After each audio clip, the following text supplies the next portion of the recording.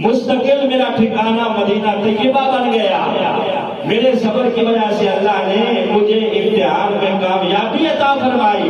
محبوب کے شہر مدینہ میں اللہ نے مجھے زندہ رہنے کا اور زندگی گزارنے کا موقع عطا فرمایا. تو معزز و محترم شامل حضرات، صبر بندہ جب کر لیتا ہے، حوصلے سے کام لیتا ہے تو اللہ راستے آسان کر دیتا ہے. اب آپ دیکھیں کہ اگر کوئی احرام باندھ لے، مکہ شریف چلا جائے عمرے کے لیے یا حج کے لیے، لیکن وہاں ایئرپورٹ سے اگر واپس بھیج دیا جائے کسی کو، عمرہ یا حج نہ کرنے دیا جائے، تو اس بیچارے کی جدائی کا عالم کیا ہوگا، کیا اس کے دل پہ گزرے گی. 2-4 سال پہلے یہاں سے جعلی ویزے لگا کے 4 حاجیوں کو بھیج دیا گیا. یہاں پر تو چیکنگ خیر ایسی ہے، پاکستان کے ایئرپورٹ سے تو وہ نکل گئے، جدے جا کے ان کو روک لیا گیا. وہاں سے پھر وہ بیچارے واپس پلٹے. میڈیا نے چھوٹے چھوٹے ان کے کلپ بنائے تو وہ بیچارے رو رہے تھے، اور رو رو کے ان کا برا حال تھا کہ ہم نے پیسے لگائے ہیں اللہ کے گھر کے حج کی طرف جانے کے لیے، عمرے کے لیے، لوگوں نے اس طرح بھی ہمیں لوٹ لیا ہے.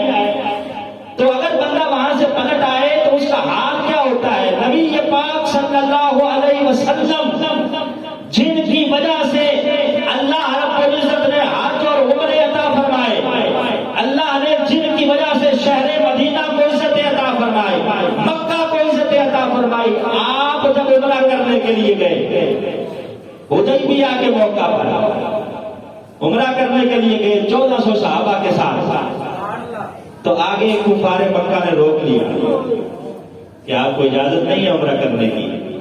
اب سرکار دو عالم صلی اللہ علیہ وسلم کا حوصلہ دیکھیے، صبر دیکھیے. فرمایا اچھا کوئی بات نہیں، اجازت نہیں ہے تو کوئی بات نہیں. نبی پاک صلی اللہ علیہ وسلم کے ساتھ اب معاہدہ طے ہونے لگا، صلح ہونے لگی، اور اس کی شرائط لکھی جانے لگی. طویل شرائط تھی. شرائط کے اوپر بات ختم ہوئی. ان میں سے ایک شرط یہ بھی تھی کہ آپ واپس چلے جائیں گے، اس سال آپ کو عمرے کی اجازت نہیں ہے. اور ایک شرط یہ بھی تھی کہ اگر کوئی مکے سے مدینے جائے گا تو آپ اپنے پاس نہیں رکھیں گے، واپس بھیجیں گے. اگر کوئی مدینے سے مکے آئے گا تو ہم اپنے پاس ہی رکھیں گے، ہم واپس نہیں بھیجیں گے. بظاہر تو بڑی سخت شرائط تھی، لیکن نبی پاک صلی اللہ علیہ وسلم نے حوصلے سے اور صبر سے کام لیا. 1400 صحابہ عمرہ کی نیت سے گئے تھے. اس صبر اور استقامت کا اللہ نے صلہ یہ عطا فرمایا کہ ایک ہی سال گزرا تھا، اللہ نے 1,44,000 مکہ کے 44,000 لوگوں کے ساتھ مدینے سے نبی پاک صلی اللہ علیہ وسلم کو حج کا موقع عطا فرما دیا. 1,44,000 صحابہ ساتھ ہیں. سرکار مدینے سے چلے ہیں حج کرنے کے لیے. شرائط جو لکھی گئی تھی کہ جو ساتھی ہمارا مکے سے مدینے جائے گا آپ اسے واپس بھیجیں گے. تو حضرت ابو بصیر نامی ایک صحابی تھے، وہ مکے سے بھاگ کر مدینہ طیبہ نبی پاک صلی اللہ علیہ وسلم کی خدمت میں حاضر ہو گئے. اپنے مالک کی جیل توڑ کر وہاں سے نکلے اور نکل کر نبی پاک صلی اللہ علیہ وسلم کی خدمت میں حاضر ہوئے. تو پیچھے اس کے مالک نے کیا کیا کہ چٹھی لکھ کر اپنے چند لوگوں کو روانہ کر دیا نبی پاک کی طرف کہ یہ ہمارا بندہ آپ کی طرف آ رہا ہے، شرائط کے مطابق آپ اسے رکھیں گے نہیں بلکہ واپس ہمارے پاس بھیجیں گے. جیسے ہی حضرت ابو بصیر رضی اللہ تعالیٰ عنہ، ایک تو حضرت جندل رضی اللہ تعالیٰ عنہ تھے، یہ اسی وقت آ گئے تھے جب شرائط لکھی جا رہی تھی. یہ حضرت ابو بصیر تب آئے ہیں جب مدینہ طیبہ نبی پاک صحابہ کے ساتھ واپس آ گئے.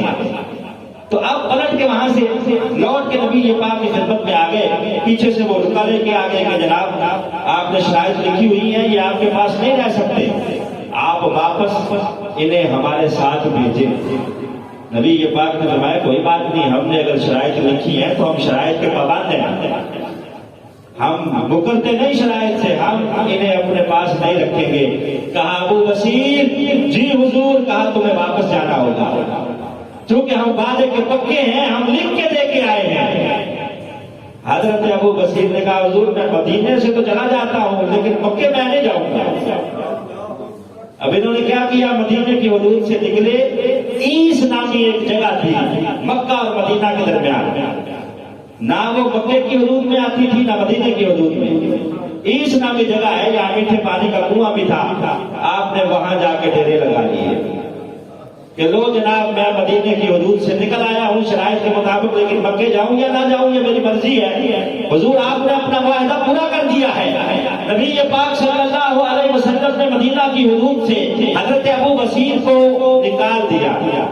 اب جو بھی مکے سے اسلام قبول کر کے مدینے کی طرف جاتا، نبی پاک مدینے کی حدود سے نکال دیتے تو وہ اسی جگہ حضرت ابو بصیر کے پاس پہنچ جاتا، ایس نامی جو جگہ تھی وہاں جمع ہوتے گئے مسلمان، جہاں تک کہ 70 مسلمانوں کا اجتماع وہاں ہو گیا۔ 70 سے زیادہ یہ انقلابی صحابہ وہاں اکٹھے ہو گئے، بڑھتا بڑھتا یہ قافلہ 300 تک پہنچ گیا۔ اب یہ 300 صحابہ یہاں جمع ہے، مدینے جا نہیں سکتے، شرائط لکھی ہوئی ہے۔ اب یہ کیا کرتے، جو کافروں کا قافلہ تجارت کر کے یہاں سے گزرتا یہ اسے لوٹ لیتے، کافروں کا مال غنیمت جو ان کے حصے میں آتا یہ اس کو کھاتے پیتے اور وہاں زندگی گزارتے۔ چلتے چلتے حالات جو ہے وہ آگے بڑھتے گئے، جو بھی قافلہ یہاں سے کافروں کا گزرتا اس کو لوٹ لیا جاتا۔ اب کافر پہلے تو بڑی بگلے بجا رہے تھے کہ ہم نے معاہدے میں بڑی یہ شرط لکھی ہے کہ جو بھی وہاں جائے گا اسے واپس بھیجنا پڑے گا، لیکن جب دیکھا کہ ہمارے تو قافلے لوٹنے پڑنے لگے ہیں، خود ہی ہاتھ باندھ لیے کہ جناب یہ شرط تو ختم کریں، وہ جو 300 غلام آپ کے عیس کے مقام پہ اکٹھے ہوئے ہیں حضور ان کو اجازت دیں تو مدینے میں داخل ہو جائے، حضور ان کو واپس بلا لیں۔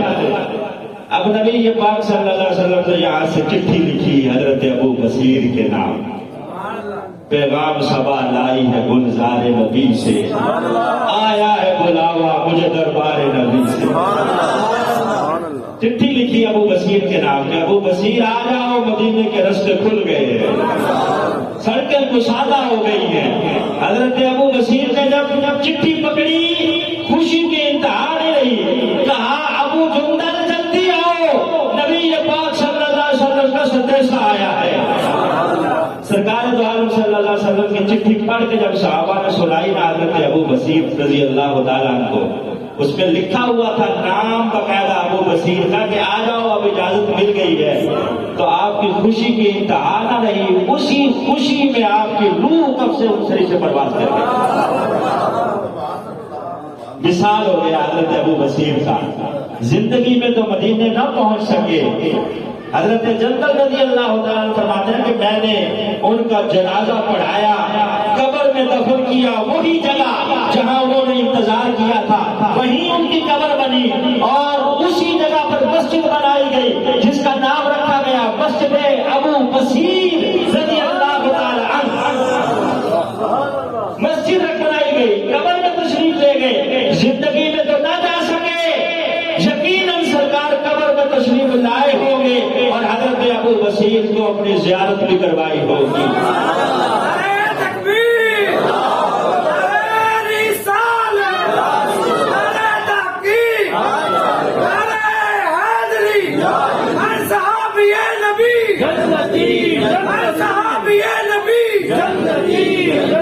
تو یہ مسائل پر صبر کرنا، شکوہ و شکایت نہ کرنا، یہ صحابہ کا طور طریقہ ہے۔ جب بندہ صبر کر لیتا ہے تو پھر اللہ راستے نکال دیتا ہے، اللہ بھی آسانیاں پیدا فرما دیتا ہے۔ آج اگر بیماری آ جائے، مشکل آ جائے تو شکوے ہی ہمارے ختم نہیں ہوتے، اب کہتے ہیں میں فلاں ڈاکٹر کے پاس بھی گیا، فلاں کے پاس بھی گیا، جبکہ نبی یہ پاک صلی اللہ علیہ وسلم فرماتے ہیں کہ بندہ جب بیمار ہوتا ہے نا، پریشانی آتی ہے، بیماری میں مبتلا ہوتا ہے تو اللہ 2 فرشتے بھیجتا ہے، کس لیے؟ اس بیمار کی عیادت کے لیے۔ وہ 2 فرشتے آتے ہیں، آ کے اس بیمار کو ملتے ہیں، مل کے واپس جاتے ہیں۔ اللہ رب العزت پوچھتا ہے کہ وہ میرا بیمار بندہ کیسا ہے؟ فرشتے کہتے ہیں یا اللہ تو خود جاننے والا ہے کہ وہ کیسا ہے۔ اللہ فرماتا ہے فرشتوں بتاؤ تو صحیح، کہا یا اللہ وہ بیمار تو ہے لیکن ہم نے دیکھا وہ صبر کر رہا ہے اور تیرا شکر ادا کر رہا ہے۔ وہ یہ نہیں کہتا کہ ساری بیماریاں میرے لیے ہی ہے، وہ پریشان تو ہے ہی نہیں، وہ تو صبر اور شکر नाम ले रहा है। अल्लाह फरमाता है फरिश्तों गवाह हो जाओ, अगर ये इस बीमारी में मर गया तो मैं इसे जन्नत अता करूंगा, और अगर मैं इसको सेहत दूंगा तो पहले से ज्यादा सेहत अता फरमाऊंगा। तो मुसीबत अब आती है बीमारी की सूरत में, तो ये अल्लाह रब्बुल इज्जत की तरफ से नेमत होती है। हजरत यूनुस अल्लाह के नबी आपसे मिलने के लिए फरिश्ते हजरत जिब्रील आए एक दिन। जैसे मुलाकात हुई तो हजरत यूनुस कहने लगे कि जिब्रील मुझे ये बताओ कि जमीन पर नबियों के बाद इस वक्त सबसे ज्यादा अल्लाह की इबादत करने वाला कौन है? कौन है जो सबसे ज्यादा अल्लाह की इबादत कर रहा है, अल्लाह का शुक्र गुजार है और अल्लाह उससे राजी है? हजरत जिब्रील ने हजरत यूनुस अलैहिस्सलाम का हाथ पकड़ा और पकड़ के एक जगह ले गए। वहां एक बंदे को जाके हजरत यूनुस अलैहिस्सलाम ने सलाम किया। देखा कि वो बंदा आंखों से नाबीना है, नजर नहीं आ रहा, दोनों हाथ भी नहीं है, जिस्म के ऊपर चीचक के निशानात हैं, जिस्म के ऊपर फोड़े और फिंसियां हैं। जैसे ही सलाम किया हजरत यूनुस ने तो उस बंदे की जुबान से जो पहला कलमा निकला वो क्या था? या अल्लाह तेरा शुक्र है। आप भी अदा कर रहे, क्या कहा? या अल्लाह तेरा, तो शुक्र अदा करना चाहिए बंदे को हर हाल में। क्या कहा? या अल्लाह तेरा शुक्र है। हजरत यूनुस अलैहिस्सलाम हैरान रह गए कि हालत ये है, ना नजर आता है, ना हाथ काम कर रहे हैं, ना जिस्म सलामत है, फिर भी रब का शुक्र अदा कर रहा है। तो कहा यकीनन इस वक्त जमीन पे सबसे ज्यादा अल्लाह का शुक्र अदा करने वाला यही बंदा है जो मसाइब पे सब्र कर रहा है। अब हजरत यूनुस ने पूछा उस बंदे से कि बता तू शुरू से ऐसा है या बाद में हुआ है? उसने कहा अल्लाह के नबी, जब तक अल्लाह ने चाहा मेरी आंखों को सलामत रखा, जब तक चाहा उसने सलामत रखा, जब तक उसने देखा कि मेरे लिए देखना बेहतर है तो मेरी आंखें सलामत रही। अब अल्लाह की मर्जी यही है कि वो मुझसे आंखें ले ले तो मैं क्या कर सकता हूँ? मैं तो शुक्रिया अदा कर सकता हूँ, पहले मैं ठीक था, ये बाद में आंखें गई हैं, लेकिन मैंने कोई शिकवा और शिकायत नहीं किया। हम हैं जो हम बात लगा देते हैं शिकवों के, शिकायत के, महंगाई के, बेरोजगारी के हैं और नेमतें ना होने के। हालांकि अल्लाह ने हमें इतनी नेमतें अता फरमाई है कि जिनका शुमार करना मुमकिन नहीं है। कहा तेरे हाथ पहले से ऐसे हैं जो बाद में हुए, कहा पहले हाथ की सलामत थी, जब तक अल्लाह ने चाहा सलामत रहे। जब उसने चाहा कि अब मुझे इनकी जरूरत नहीं है तो अल्लाह ने वापस ले लिए, मैं क्या कर सकता हूँ? मैं तो शुक्रिया अदा कर सकता हूँ। तो आप सजदे में गिर गए और कहा या अल्लाह वाकई जमीन पे ये बंदा वो है जो तेरा सबसे ज्यादा शुक्र अदा करने वाला है। तो दुआ है अल्लाह हमें भी सब्र और शुक्र से काम लेने की तौफीक अता फरमाए। वमा तौफीकी इल्ला बिल्लाह।